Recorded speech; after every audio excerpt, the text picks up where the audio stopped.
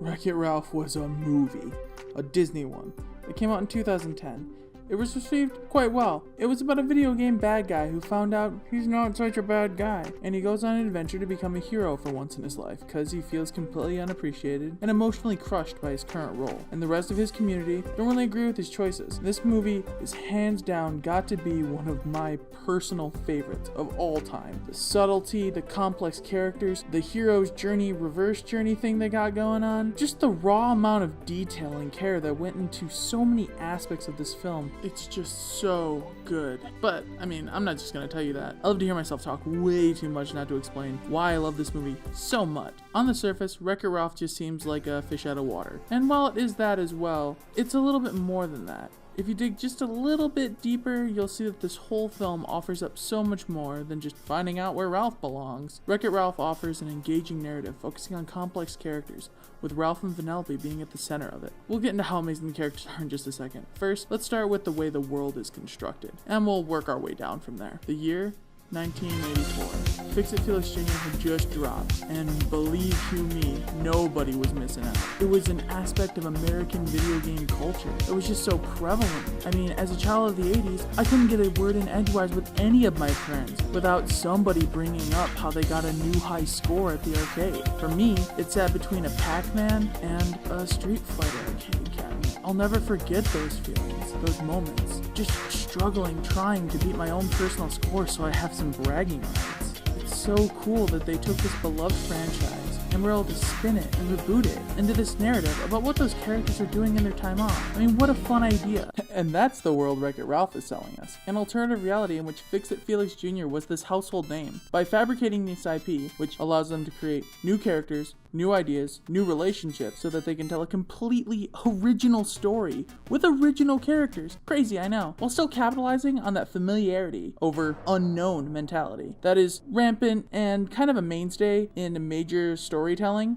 for ages now. Many people would call this whole thing nostalgia, but that's such a small part of it. It's not so much nostalgia as familiarity. Good or bad, humans tend to roll with what they know rather than what they don't know. It's that whole we fear the unknown and all that jazz. But I'm getting into storytelling psychology stuff, and that's for another time. That being said, let's get to the good stuff. Understanding why and how Wreck-It Ralph uses this familiarity. One of the most common complaints I've heard about Wreck-It Ralph, and still occasionally hear, when I corner the rare soul who has come in contact with me and hasn't been forced to hear me gush about how great this film is that it's just filled with pandering, lazy video game references, 'cause nostalgic gamer, blah blah blah. And while I might agree if you were talking about, 90% of early aughts cartoons and fucking DBZ or Sailor Moon references, I'm serious, look it up. It's like a thing. They go about using this vast library of video game characters and candy product placement as framing tools to shape the world that we're experiencing. They act as backdrops to give us that sense of familiarity that I was referring to. Ralph is chilling with a bunch of different villains like Eggman or Bowser, or he's also weirdly bros with Zangief, and having Zangief specifically give his 2 cents on Ralph's problem, we're like, yeah, I mean, I've known Zangief before, yeah, and he's sort of right. I mean, who would if not him, right? He's a good villain. And if you don't know Zangief specifically, they double down and have Zombie, from the more broad concept of storytelling, be all like, a villain isn't your job. It's not what defines you. And you're all like, yeah, get it, Zombie. Even the undead gotta have mental health. Your body might be dead, but your soul ain't. Also having Sonic deliver one of the story rules about dying outside of the game in the central charging hub was a clever callback to Sonic Says, the old PSAs that he would have during the Sat AM series. And given his natural celebrity status in the video game industry, of course he would be the one telling all the other employees to wash their hands. All of these lines, this material, feels natural and right for the characters that are saying it. And in doing so, it frames Ralph to be in our video game world. He's one of our bros. He's just sick of being kicked around. As human beings, we have this propensity to reflect upon ideas given enough time. We apply our own feelings to them about persecution, want, intent, and as time goes on, we've learned to empathize with characters like Bowser, or in the newest Pac-Man cartoon, which is very bad, you should only watch an episode or two, our flagship villains, who we should instinctually view as obstacles, get some love and get to be double agents in the Pac War. I know.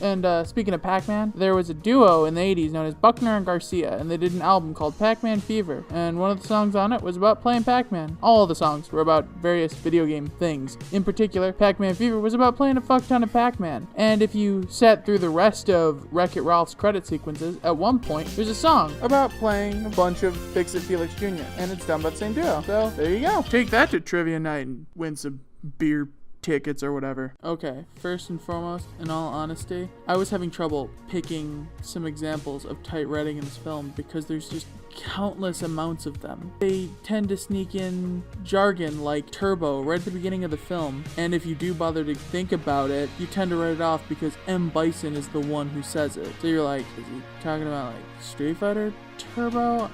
And that's called foreshadowing, actual foreshadowing. I see people get this confused a lot with characters coming out and saying obviously cryptic shit about the grandiose future for our main character at the beginning of films. And while that's right on a technical level, we know the plot is going to happen. It's a frickin' given. It's a story. It's not good. It's not good foreshadowing. It's bad. You're a bad dog. Bad dog movie. This is a good dog movie. You're Air Bud 3. It's all the little things. You know, like every line serving an express purpose to either move the story along or express something about the character. It doesn't waste your time. Not a sentence or a joke in this film is wasted. It's either to build up to something greater, like with Ralph's chant at the end of therapy being his gospel as he sacrifices himself for his friends, or for the sake of decent humor, but still showing off a backstory and expressing similarities between characters in Calhoun's past and Felix now. These very different versions of masculinity are somehow being shaded in the same light and leading to a very funny repetitive joke and opening the door for understanding why she feels the way she does and why she is so closed off. It does twice the work. Even seemingly pointless shit like Candlehead just being the punchline to a bunch of overly sweet punny names, and then her getting to use her candle to light all the cherry bombs during the race, and then Taffeta delivering that line like it was the third act of Top Gun. Oh man, I would get that tattooed somewhere. If you subscribe to my Patreon, you can decide where, because if you give me money, you own me. Winky face. Look, I know, not actually everything gets a perfect callback or serves to tell some greater truth. This movie is in the high 90th percentile for not wasting your time. It knows you got shit to do. It knows you gotta go to work tomorrow, or you gotta get home to wallow in sadness because all you do is watch animation and give way too much of a shit. But it's not Sharkhead, guys. Fuck Sharkhead. You know, I really tried to convince myself I wasn't gonna do this, but while I'm down here, Wreck-It Ralph is definitively better than Moana. Weird comparison, I know, but I think Moana, being such a similar film to Wreck-It Ralph, being that they're both fish out of water hero's journey stories starring a blockhead meatwall and a spunky tomboy girl, shows just how important writing can be. For everything that Moana tries to do, Wreck-It Ralph does it tenfold better, and that's mostly due to the fact that Moana is a big fat waste of time with pretty water physics and some good music they reprieve far too often. And The Rock, of course, because he's very charismatic. But that doesn't change the fact that both of her pets do nothing. And those face mask bros that they meet in the first act, what's going on with them? They don't matter. They don't come back. Nothing they learn when they're outwitting cyber goth Rave Sebastian helps them return the fucking stone in the third act. And then of course there's Sharkhead. Oh, Sharkhead. Oh, that masterful crafted line after they step out of hell. And then of course they have to reprise that gem of a joke in the third act to help Maui distract the bad guy, because Maui becoming Sharkhead represents the fact that he's gotten over his not being able to control his powers as well. No, none of that. It's none of that, and that's the point I'm getting at. None of Moana leads into the next scene of Moana. It's all these scenes that do nothing but service themselves. They don't act to create a greater whole. Media is like a cake. All the ingredients need to come together to make something greater. And then you're gonna praise Moana for having this strong female lead, but not give 2 cents to Vanellope? Here's a strong female lead for you. How about an orphan who has everything taken from her but her passion, which is not a love interest or the approval of her father to be loved, but in fact learns to accept her differences, using them for her passion, her skill, and carving out her own path. And then, when she's handed keys to the city, as it were, she turns it down because she still wants to be true to herself, and she owns it. It is her, and nobody, God included, is gonna tell her how to live her life. Not just getting some boat with flowers on it. At the very least, Moana should have gotten a tattoo. That is storytelling 101, guys. I never understood why King Candy doesn't have more love. He is the best Disney villain since Yzma. And yes, that's including Ziggy Starcrustacean.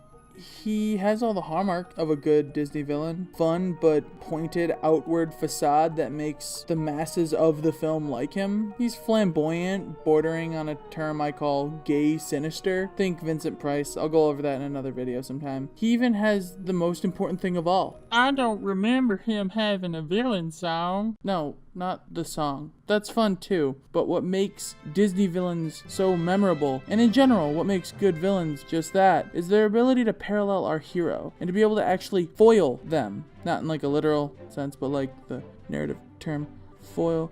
To show what happens when the hero has not learned their lesson. They could have become them. There's a reason the whole "we're not so different" speech is a thing. A good hero-villain dynamic is one that reflects and mirrors each other, while maybe not making the whole thing too obvious. Yzma and Kuzco were both posh, selfish, arrogant, self-righteous people. They couldn't see the folly of their own hubris. But Kuzco learned a certain level of humility from his salt-of-the-earth, wise, dumb friend, whereas Yzma kind of just enslaved hers, but they were like still bros. Jafar wanted to use the power of a genie to wish and trick his way into the most powerful seat of Agrabah, and Aladdin wanted to do the same thing, but his seat was between Jasmine's legs, if you know what I mean. It's sex. He wanted to use the power of a genie to have sex with a woman, but it's cool because he realizes the important part is making her like him for him and not just using magic in a roundabout way to trick people into falling in love with you or using them. And their actions don't necessarily need to mirror one for one, but their intent, their personalities, their drives are supposed to somehow reflect what could be.